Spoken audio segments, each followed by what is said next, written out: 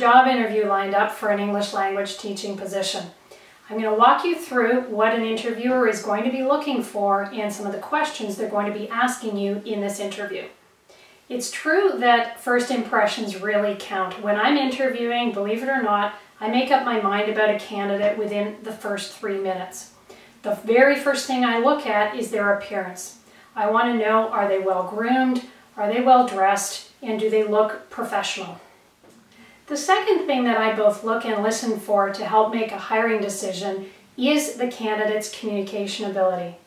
I'm going to listen for their speaking speed, how clearly they pronounce their words, the correctness of their grammar. I'm going to look for whether they make eye contact, and I'm going to look for other signs of good professional communication abilities. Next, I'm going to ask the candidate 2 sets of questions so that I can really firm up my hiring decision. The first set of questions are knowledge questions. I'm actually going to quiz the candidate on their knowledge of the English language. I want to find out particularly, do they know their grammar? So expect to get some type of grammar question or questions when you're being interviewed.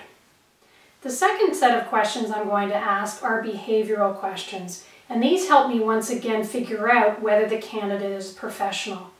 I'm going to ask the candidate what they would do in particular situations. So I might ask, what would you do if you have a student who's disturbing other students in the class by talking constantly? How would you manage that?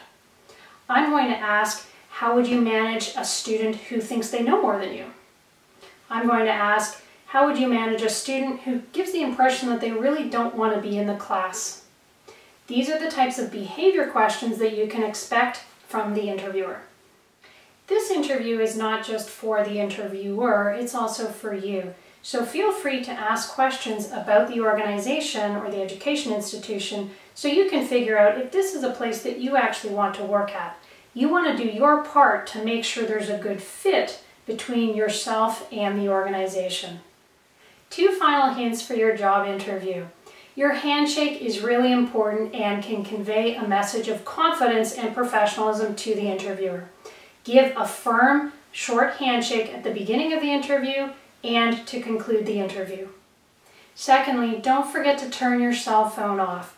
Unfortunately, if your cell phone rings during the interview or a text message comes through, it does give off a negative image, and it will decrease your chances of getting the job. So don't forget to turn that cell phone off.